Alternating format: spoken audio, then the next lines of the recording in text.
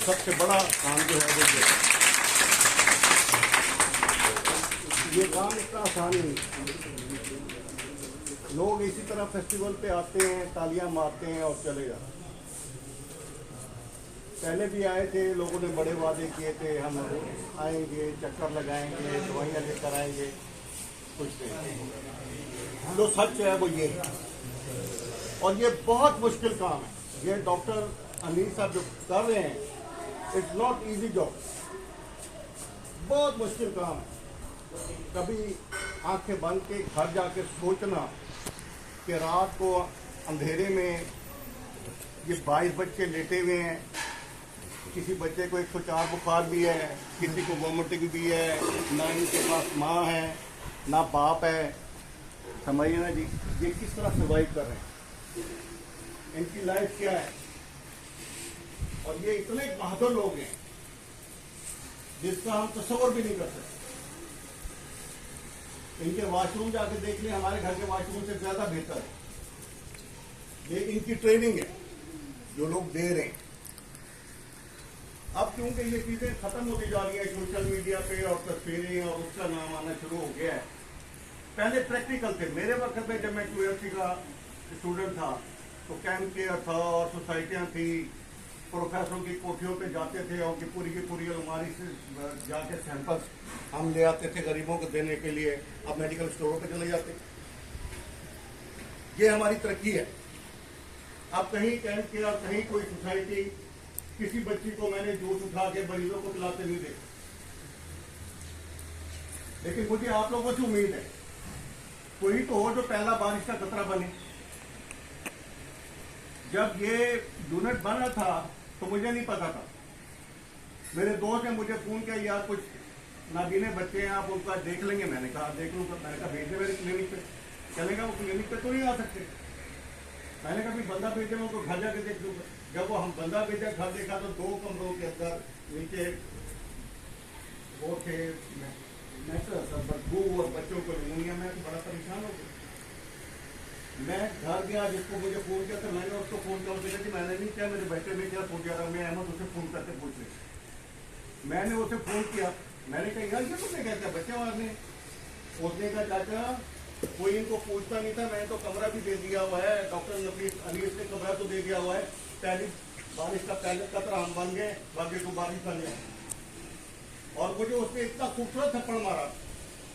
तो उसके बाद मैंने अपनी बीवी से मशवरा किया। मैंने कहा यार मेरे पैसे या तो आ रहे हैं पेंशन के, चलें कुछ करते हैं। फिर हमने ये बेड बनवाए, मैट्रेस लिए, सब कुछ लिए। और नफीस साहब, मेन चीज इज नफीस साहब, क्योंकि मेरी माँ ने मुझसे जो गलती है, जो कह लो ये ट्रेनिंग है, मुझे मांगने की आदत ही नहीं सिखाई। अगर मैं मांगना शुरू कर देता ना इस सेंटर के लिए, तो मैं डॉक्टर यासीर के पास ही जाता तो 50 लाख लिया था। लेकिन मेरी माँ ने मुझे सिखाया ही। उसने कहा जो तुम्हारे पास है लगा दो, बाकी अल्लाह पे छोड़, मांगना नहीं है। नहीं तो हम भी यदि बन जाते। मांगना बड़ा मुश्किल काम है और उसका हिसाब भी देना बड़ा मुश्किल है, क्योंकि लोग कोई ज़कात में से दे रहा है, कोई रिश्तेदार है, यहाँ से तो आप खा लेंगे, घर अगले जान क्या होगा। इसलिए आप सब लोग आज ये अहद करके जाए कि अपना थोड़ा सा टाइम ही निकाल के यहाँ आए, उनको लुक आफ्टर करेंगे।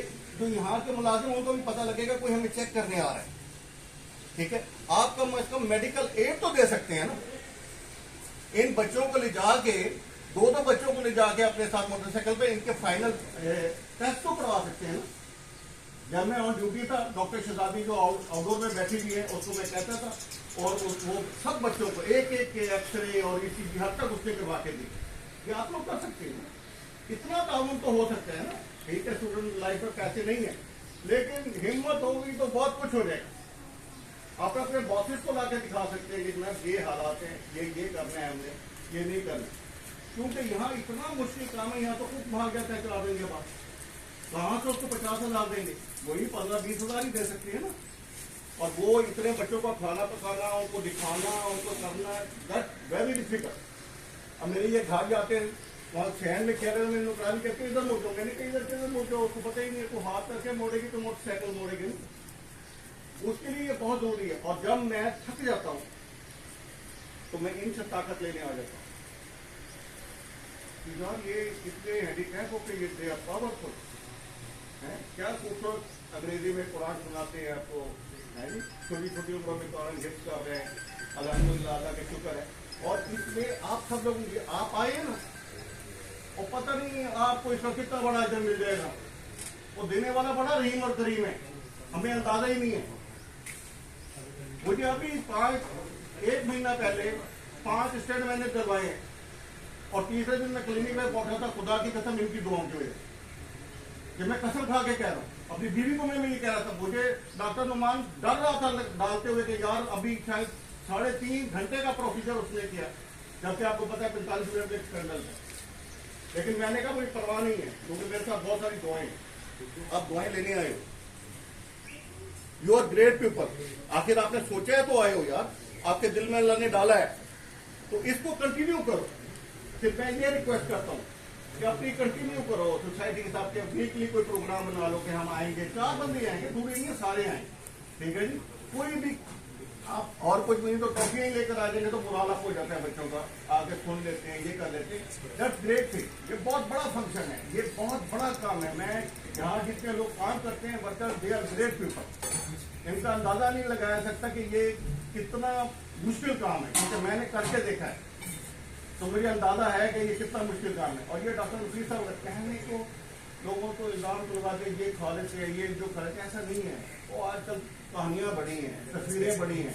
हम तो 2 बंदों को राशन देते हैं तो तस्वीर की बात व्हाट्सएप डाल देते हैं कि हमने डाला है, कि हमने खाने अजीम डाला है, समझिए ना। इसके अलावा हमें कोई काम ही नहीं आ रहा आज तक। लेकिन आप लोग डेफिनेटली अच्छे लोग जो इधर आए हो, समझना, अल्लाह ताला ने आपको कबूल किया है, तो आप इसके लिए कुछ ना कुछ सोचो, ठीक है।